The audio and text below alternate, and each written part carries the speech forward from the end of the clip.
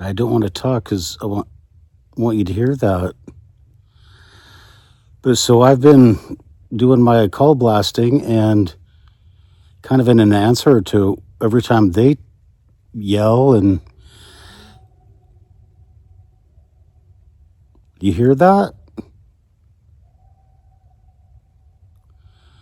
That is nothing I've ever heard. That is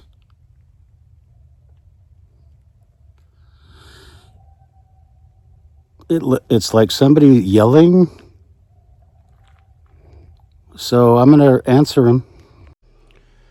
What happens when you leave 3 trail cameras in an atmospheric river for 3 weeks? Coming up next on Encounters USA. We'll start out in the Pacific Northwest, and with that high volume of water, that atmospheric moisture leads to incredible visuals like this. Hello everyone, welcome to Encounters USA.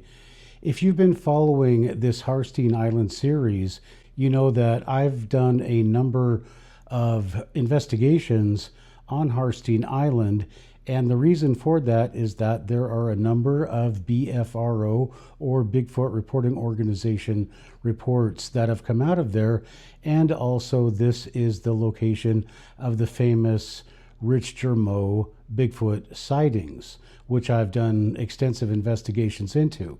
So what I've done is I have taken 3 trail cameras and I have left them in various locations on Harstine Island.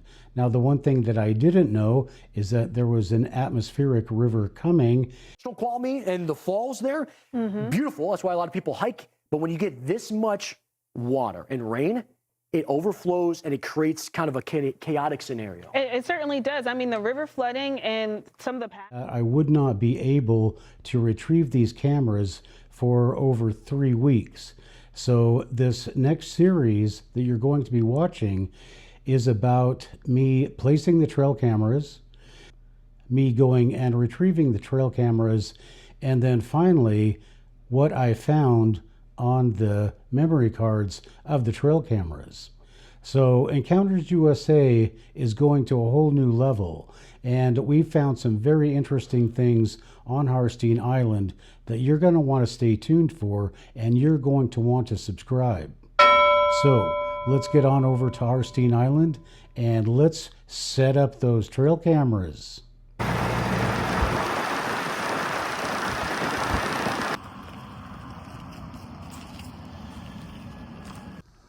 Arriving at what I like to call my secret spot G, or G spot on Harstine Island, I needed to get started with my research activities because there were a bunch of things I needed to accomplish, and I didn't know when good old Washington weather was going to kick in and dampen my activities.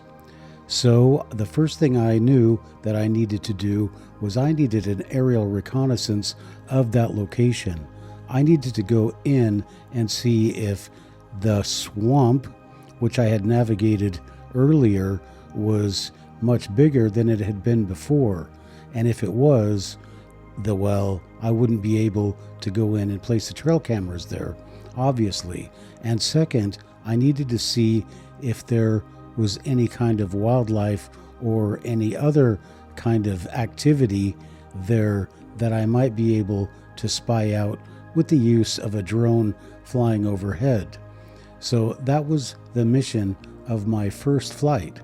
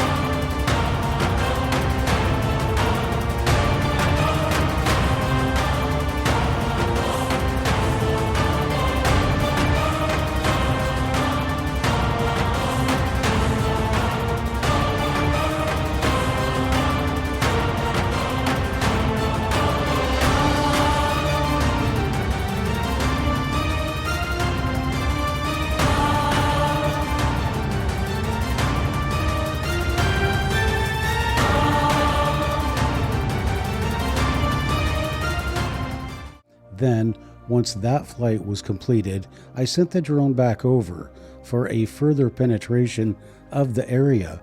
I needed to see not only what was at the site where I planned on putting the trail cameras, I also needed to see what was beyond that site, because as the drone shows, there is a lot of different type of vegetation and evergreen trees, unlike the location where I planned on putting the trail cameras, which would allow a lot more cover for anyone or anything that might want to conceal itself while I was doing my research and putting up my trail cameras. So I sent the drone in for a further reconnaissance, looked around a little bit more, and once satisfied the area was clear, I called the drone back.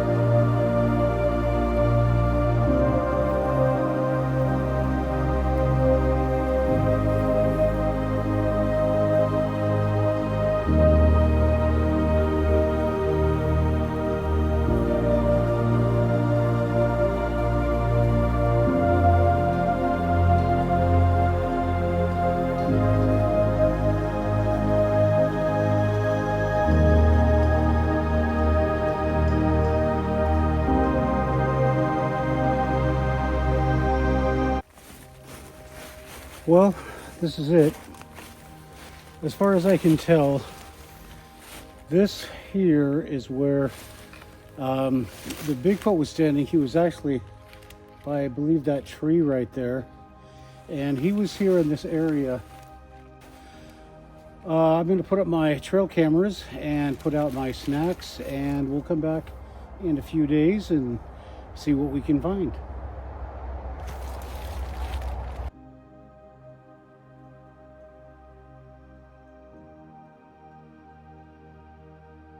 Once I arrived on the site, I knew that if I wanted to establish any kind of a relationship, well, I needed to put something into the relationship, and a couple of trail cameras trying to sneak pictures of Bigfoot might not be starting things off on the right foot, big or otherwise. So I thought, well, I'll bring in what I usually bring in to this situation, and that is my favorite, peanut butter and apples. So I brought in a jar of peanut butter and 3 apples with the intention of putting them in a prominent location where a deer or a raccoon or even a bird might be discouraged from getting them. That meant trying to put them a little bit higher up than those little critters usually operate. So I found an opportune tree, and I went to work putting my Bigfoot goodies out for Mr. Bigfoot and his family. let's put up a camera.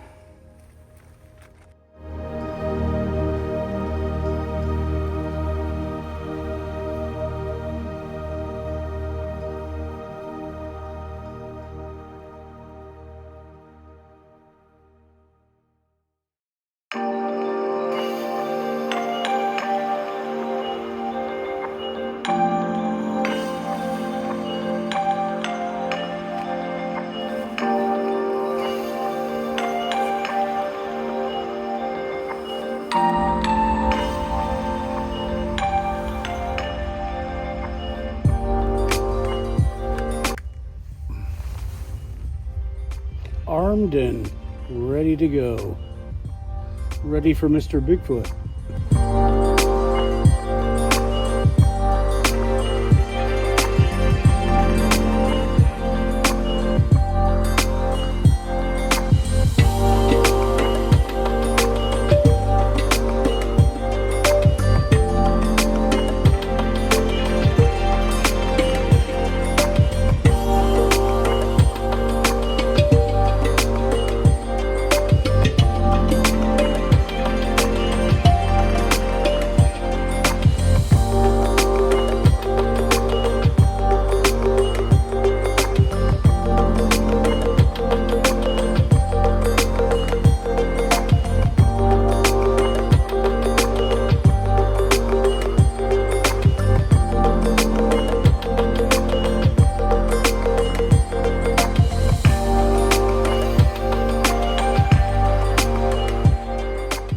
Now, very quickly, the next thing that I want to do while I'm here, now that I've got the one camera up, I want to there's all the different game trails running through here, and I'll show you, just like right here. It's all a game trail. So I'm just going to put a camera, see all this. This is all a game trail, so I'm going to put a camera right here.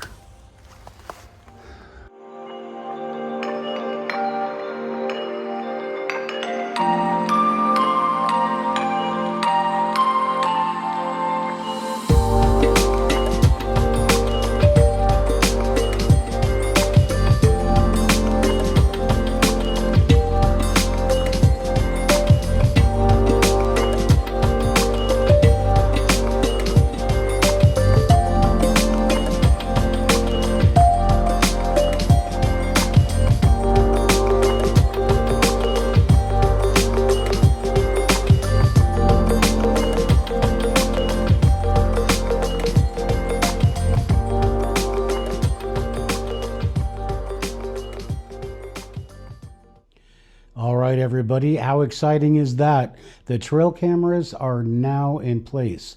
So I'm going to end up leaving them there, as I said, for 3 weeks because of this atmospheric river that came through. Out in the Pacific Northwest, and with that high volume of water, that atmospheric moisture leads to incredible visuals like this. Kiana, and the questions are, what's going to happen to these cameras in 3 weeks of being rained on continuously and by these violent rainstorms, thunderstorms, and windstorms? Are they even going to be able to survive?